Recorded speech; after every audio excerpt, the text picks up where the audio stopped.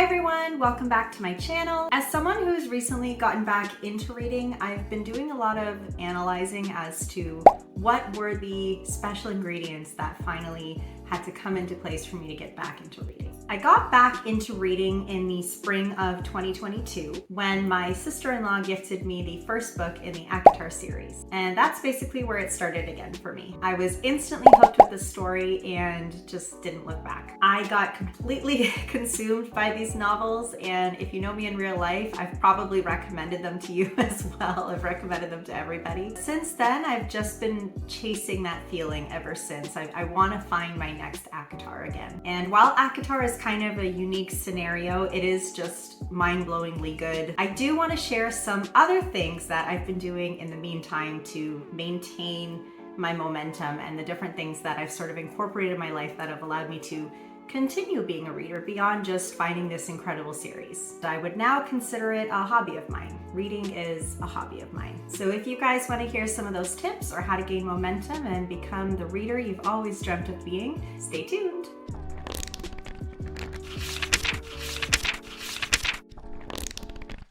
So the first thing I want to mention is the mindset you need to have when it comes to reading, and that is to not put pressure on yourself. Reading is meant to be fun, it's meant to be enjoyable, it's meant to be an escape. For me, it's something that I do when I need to de-stress, disconnect, be lazy, get cozy. There should be absolutely no pressure for reading. It should not feel like a chore. Great example of this is when I tried to pick up Crime and Punishment by Dostoevsky. It was something that came up in our book club. We all voted on it. We all had wanted to read it for the longest time, but we ended up not finishing it, and that's a great example that I wanted to bring up in this case, because I think we all had this impression that you must read this book. It's a rite of passage. It's a classic for a reason. And while I'm sure it's an incredible novel, just couldn't bring myself to read it. It was a little bit torturous, if I'm being quite honest. There was a chapter about a horse dying, and as an animal lover, I couldn't stomach it. It was so disturbing. It's the most disturbing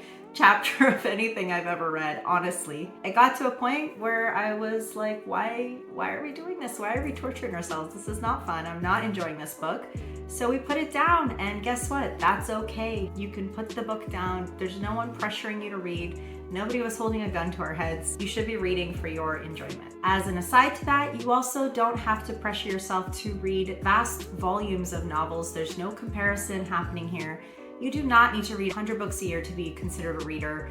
You could read 1 or 2 books a year, and that's totally fine. Just read at your own pace and read books for your enjoyment. Piggybacking off of that last point, reading books for your enjoyment means also picking the books that are right for you. How do you know what you want to read? I would start with either a recommendation from a good friend, so you know that the book you're about to read has been vetted and it's more or less in the flavor of things you like to read about. Another thing you could do is take a look at lists that have been compiled. The New York Times bestseller list, or even walking into a bookstore and checking out those stickers that come on books sometimes that say something like staff pick, talk to the people at the bookstore, read reviews online, do some research ahead of time to see what you're getting into if you are afraid that you're going to get turned off very quickly by a bad book. I would definitely keep an open mind at the beginning. If you're someone that's just getting back into your reading journey, I think it's very important to keep an open mind. For instance, not every book that I've picked up since I've gotten back into reading has been a slam dunk for me. While I can appreciate how well something is written or how much effort or time or research the author clearly put into something, that doesn't mean that I'm going to connect with the material personally. And that's part of learning what you actually like to read. What I've discovered, for instance, is that I really enjoy reading very plot-driven books. I like when scenes connect. Things are written for a reason. Things are building up to something. There's great character arcs and character development. I really like action and adventure. I like people going on quests and the hero's journey. So I found it very confusing this year as I was picking up different books, and they were not that. I was confused. And I discovered that there's a name for those types of books, and that is literary fiction. And again, while I can appreciate that a lot of them are written very well and they can have interesting characters, they're kind of the opposite of what I like to read, or what I find myself getting more engrossed in. Scenes are not always necessarily connected. Things are kind of just happening.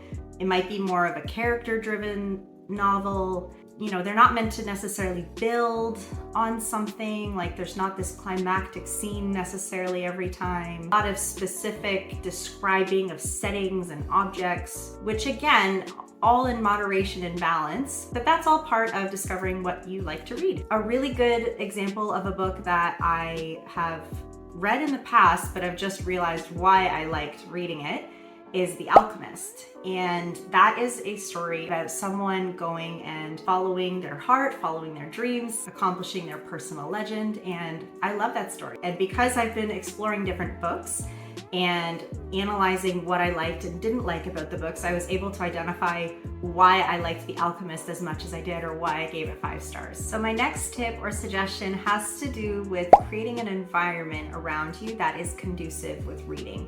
To me, as I've mentioned, reading is about being lazy, it's about de-stressing, it's about getting cozy. For me, when I think of cozy, I think of bubble baths, cozy blankets, tea, snackies, candy, maybe cookies, quiet music, candles. I also have an incredible pair of reading socks that I highly recommend everybody purchase if they're a reader. They just amplify the experience. They're so cozy. I also recommend mug cookies. They are awesome. They're a one-stop shop. You don't have to make an entire batch of something, and you can just have a little snacky while you're reading. In terms of setting up your environment, maybe it's the location that does it for you. Some people like to go to a library or a bookstore or a cafe, somewhere public.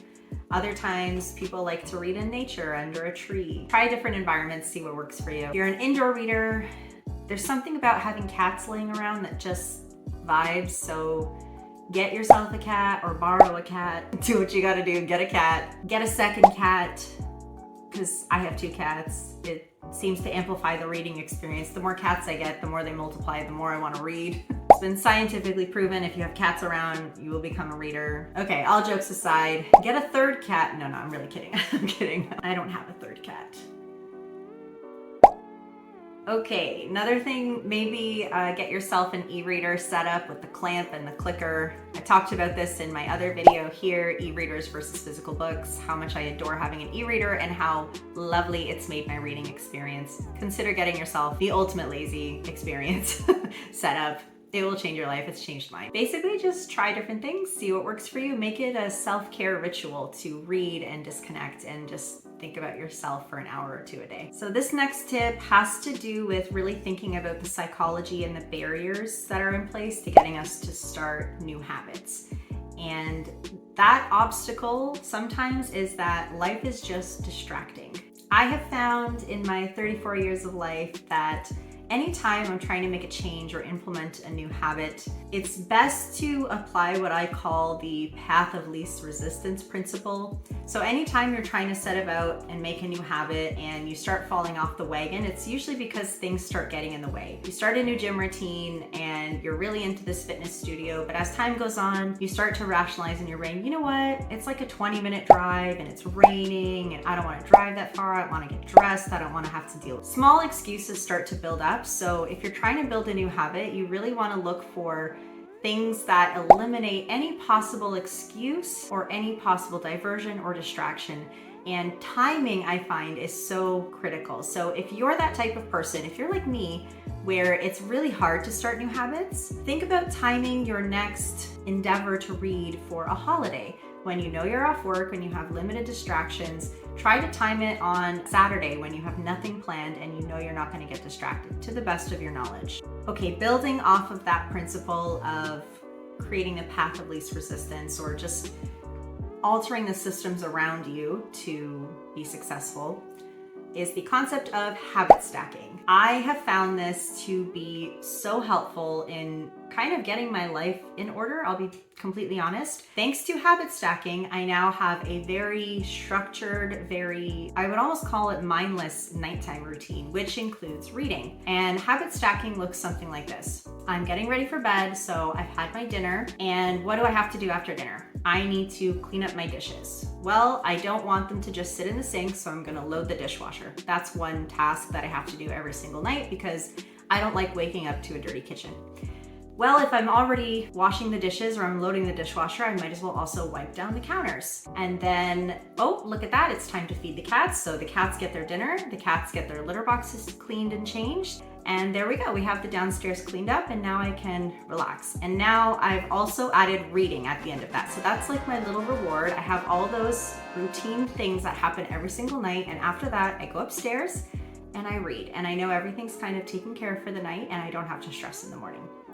That's my example. It's really worked for me, but you slowly build on that. You get in the habit of doing one thing at a time, and then you get in the habit of associating habits together so that things just kind of all happen at the same time. It's been really revolutionary for me. I love waking up every day now to not only a clean house, but feeling like I have time for myself at night after I do all these chores. So for you, start associating doing a certain activity that is already part of your routine with reading X amount of pages every night, and start there. Okay, my next tip, again, having to do with a little bit of psychology, is to either join a book club or group read, or make it a community or a friend involved type activity. I don't know what studies there are. I've heard this before, don't quote me, but it's also sounds like it makes sense. Sounds like it's common sense. I'm gonna say studies in air quotes have shown that when you do things in group activities, it keeps you accountable and you're more likely to succeed. Finding a lot of parallels when talking about setting up a reading routine or trying to get back into reading with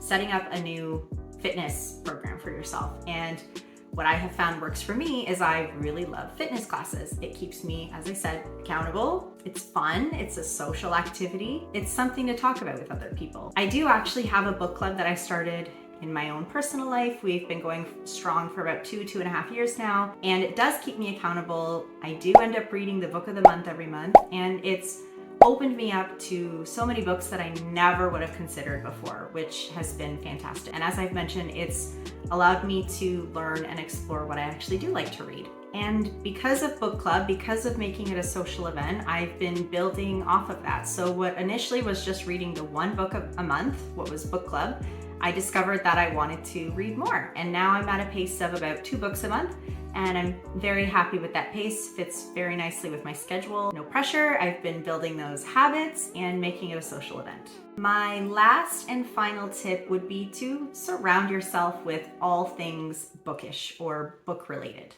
So that can be going to a library or a bookstore, going to a book fair or a book signing by an author, or just consuming book-related content, whether that's on YouTube or TikTok, Instagram, wherever you scroll online. It's really nice now to follow different authors or look up what people think of different books. That's been really engaging for me, and it just kind of feeds the beast and makes me want to read more. Another tip, I would honestly start a Goodreads account. I find it really addicting, just tracking my progress. I'm a tracker. I like my spreadsheets. I like my analytics. I like my data. I just find it really rewarding to constantly keep track of the books that I have read or want to read on Goodreads. Highly recommend. It's a really fun platform. So the good news is that by watching my video today, you are already engaging with book-related content. So if you want more inspiration, be sure to check out my other videos on my channel. I do all things books related, writing, reading, and be sure to subscribe so you guys don't miss out on the next one. Hopefully this video has helped you guys in some way. If you have any other recommendations for anybody, feel free to leave them in the comments below. I would love to hear your suggestions. Thank you so much for watching, and I'll see you next time. Happy reading!